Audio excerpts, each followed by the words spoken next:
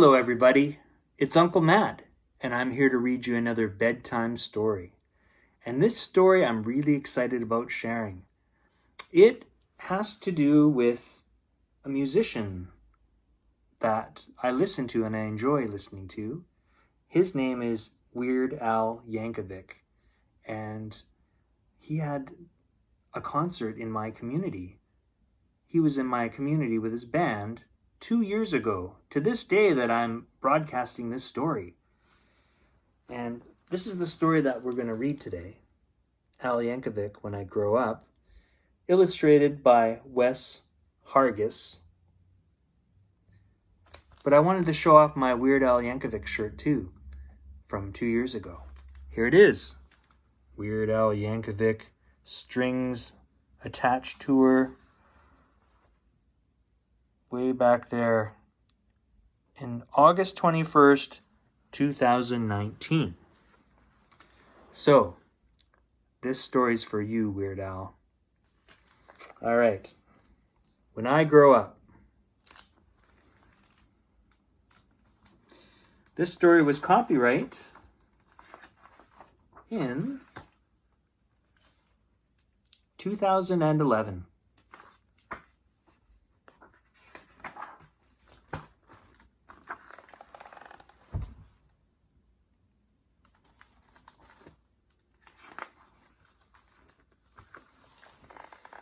Here we go. I waited so long for the hours to pass, but soon it was noon there in Mrs. Krupp's class. And Thursday at noon, as I'm sure you know well, is the time of the week when we do show and tell. And this week the subject so special to me was, when I grow up, what am I gonna be? That's something I'd really been thinking about, and I just couldn't wait to let all those thoughts out.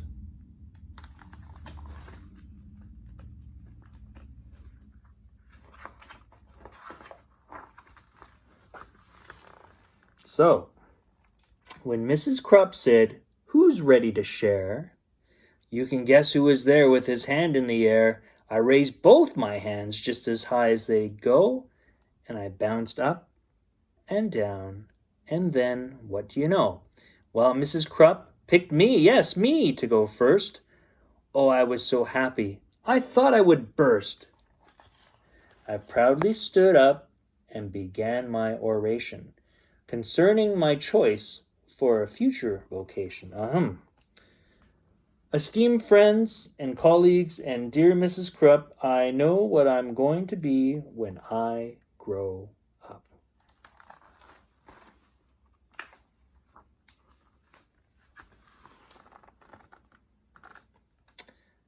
Why, I'll be the greatest chef you've ever seen. The world will go crazy for my haute cuisine, I think it is. I'll tantalize taste buds with my rigatoni, sautéed with black truffles and pickled bologna, surrounded by kumquats and candied pig feet, topped with shrimp-floured lollipops.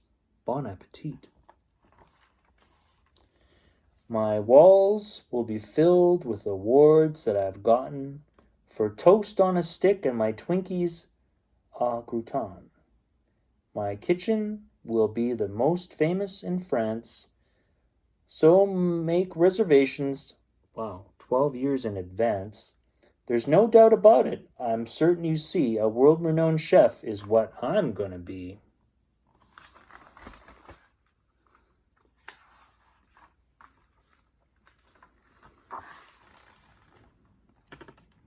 That's very nice, Billy, sweet Mrs. Krupp said. Who wants to be next? Maybe Susie or Fred?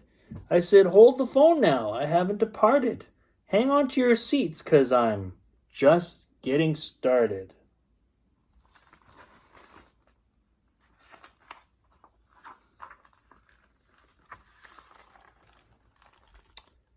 See, maybe instead I could be a snail trainer. Man, that would be awesome. Why, that's a no-brainer. I'll teach all my snails to do really neat tricks. They'll play dead, roll over, and even fetch sticks. Of course, all the sticks will come back 2 years later.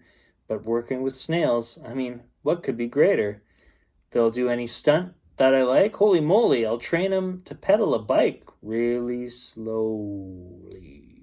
Then jump, ooze, through a huge ring of fire and crawl at a snail's pace across a high wire. Then finish by writing my name with their trails. That's right, I'll be Billy, the master of snails.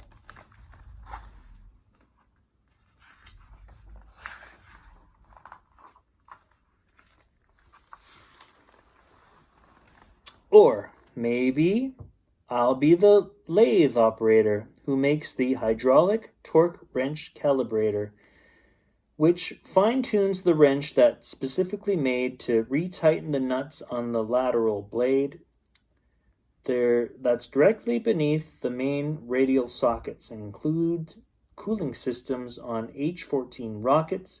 And since this profession's as cool as can be, well, who would be better to do it than me? Say, here's an idea, perhaps just for laughs. I might make my living by milking giraffes. It's oh so cliche to get milk from a cow, and I bet all those cows need a break anyhow. Imagine me milking way up in the air. I'd use a tall ladder instead of a chair.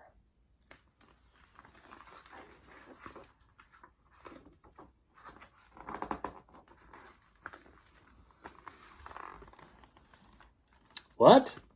Milking giraffes? Mrs. Krupp said. Oh, please. I countered. How else could we make giraffe cheese?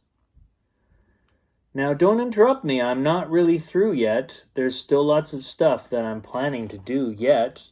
'Cause maybe I'll be a gorilla masseuse.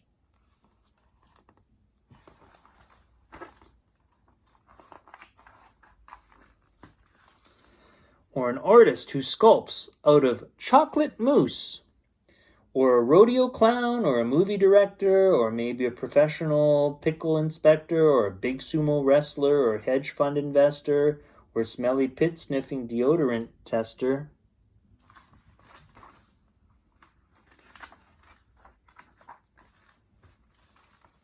Or I'll be an expert on nuclear fission, or else a foot model or a friendly mortician, or a waiter or skater or master debater or dinosaur dusting museum curator, or TV repairman or sidewalk sign waver, or part-time assistant tarantula shaver. And that's about when Mrs. Krupp said, "Now, Billy, please make up your mind. This is getting quite silly. Which one of these things are you going to choose?" I shuffled around and I looked at my shoes.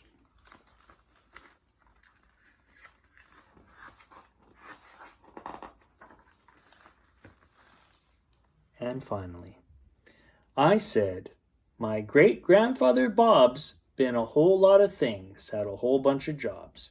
A butcher, a barber, a bellman, a bouncer, a telephone psychic, and bingo announcer. You know what?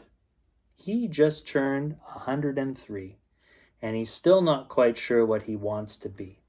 See, I'm only 8 now, so frankly I'm hoping you'll cut me some slack if I leave options open.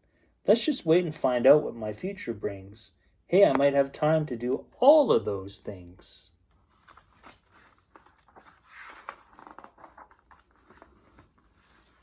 And then the bell rang, and we all went to lunch.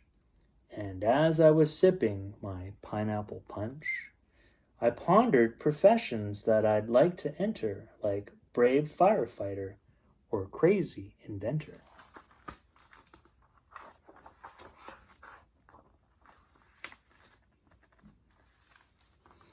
Or maybe, just maybe now, when I grow up, I can be a great teacher like dear Mrs. Krupp.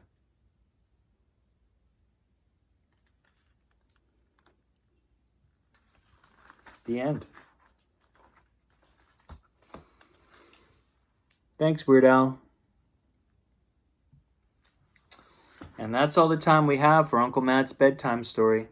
I hope you enjoyed that story, and I'll see you next time. Goodbye.